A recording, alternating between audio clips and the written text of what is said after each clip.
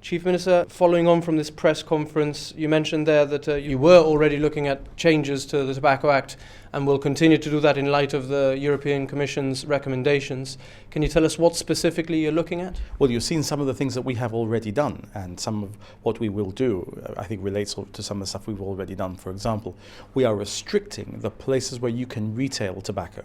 Now, that's important in terms of the social impact of the retailing of tobacco in some of the areas which are residential and close to the frontier. But there are also other social effects. For example, the image that Gibraltar has of people who are involved in purchasing tobacco, obviously on an almost wholesale basis, just towards the entrance of Gibraltar. There are also issues as to where customs officers and police officers have special powers. You'll know that one of the things I did last year was I extended the areas where the special powers are available, powers of stop and search, power to move people on. Now, those powers are contained or come from the Tobacco Act, and we need to ensure that the Tobacco Act is even more robust than it is now in order to ensure that we can continue to do more of that and to ensure that we don't have this problem affecting people in their residential areas or even affecting the area of the entry and exit to Gibraltar. How difficult do you think it'll be for local law authorities to put in place an information exchange system in place with their Spanish counterparts, as the European Commission has asked? Well, as you'll know, Jonathan, most of the work that is done by police officers on this side of the frontier and the other side of the frontier is done at a level of cooperation which doesn't involve politicians agreeing frameworks for cooperation, because when we try and do that, it all comes to naught. But nonetheless, police officers, whether civil and police and SVA and customs, are able to work together directly from, as I call it, copper to copper, and that has always worked well. What I think the Commission is saying, and what we welcome hugely, is that there has to be a structure to that, in the sense that if Gibraltar is able to provide intelligence, then Spain needs to listen to that intelligence so that the checks that she carries out are not random. They are risk-based and they are based on intelligence. We are prepared to work with Spain on that issue, as we are on a number of other issues where we would be happy to continue working around the trilateral table or in the ad hoc forums that are going to be created if we are able to achieve final resolution of the issues that relate to creating those ad hoc fora.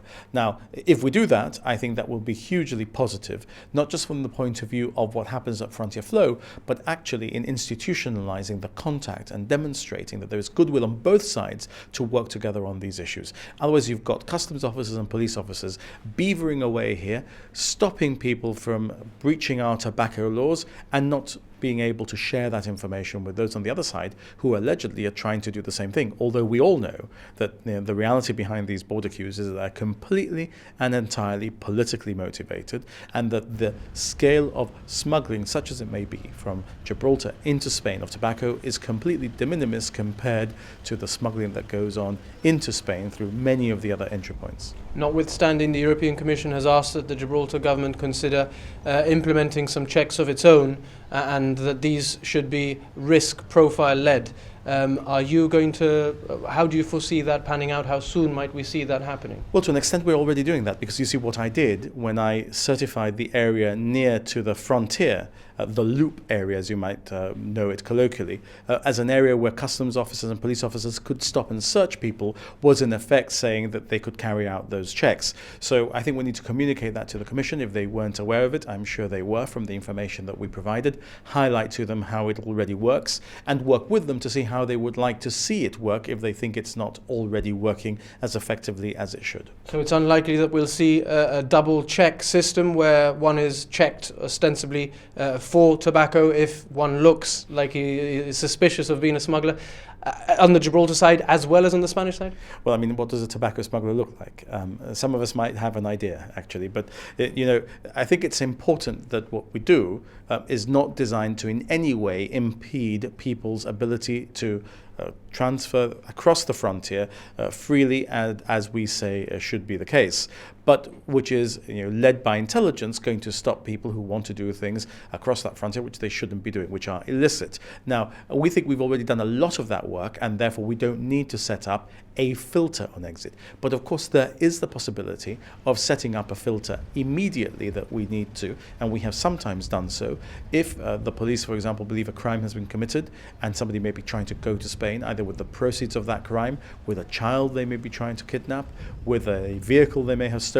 It's very easy to implement immediately a control on exit at Gibraltar, and we are able to do that even now in respect of tobacco, but we deal with it in another way, and very effectively as well, because if you look at the numbers of arrests and the confiscation numbers in relation to tobacco in Gibraltar, it demonstrates that the extra powers that I have given to customs officers and police officers are working. And of course, the more robust frontier fence that we put up some way through the middle of last year also has had a very positive effect in controlling the ability of people who are trying to smuggle tobacco into Spain literally through holes in the frontier fence. Finally, as border queues have continued and will likely continue for the time being, fewer Gibraltarians, I think it's fair to say fewer Gibraltarians are crossing into Spain at the moment. What's your message to these people who feel like that they don't want to risk getting caught up in a very long queue, and also, and perhaps moreover, to those who have to cross the frontier because they live on the other side? Well, they will know that there is a government in Gibraltar and there is a municipality in La Linea that have huge amounts of goodwill to try and see the frontier flow work, to try and see a return to what should be normality, and which we've only experienced sporadically at Gibraltar Frontier. This is the important thing to understand. It's not as if Gibraltar Frontier has always operated normally and now we're finding that it's not. It's that Gibraltar Frontier operates normally only sporadically, but regularly we have had these problems. That's a depressing thought, though, isn't it? Well, it is the depressing reality of every year since the frontier opened for vehicles in 1985. Now, there are some periods when it is better flowing, some periods when it is not. I recall the period that the Partido Popular were last in government between 1997 and 2003, that it was actually very bad indeed, and it resulted at its worst moment with the joint sovereignty negotiations, because the Spanish government and the British government were then very close. Luckily, it's the Gibraltar government and the British government that are now very close. We're not going in that direction, but we are once again suffering the common denominator between those very bad frontier queues in the late 90s and early 2000s, and now, namely, a Partido Popular government. But there is a huge amount of goodwill in the government of Gibraltar to work towards a normal European relationship with our partner in Spain, if they were prepared to take those steps.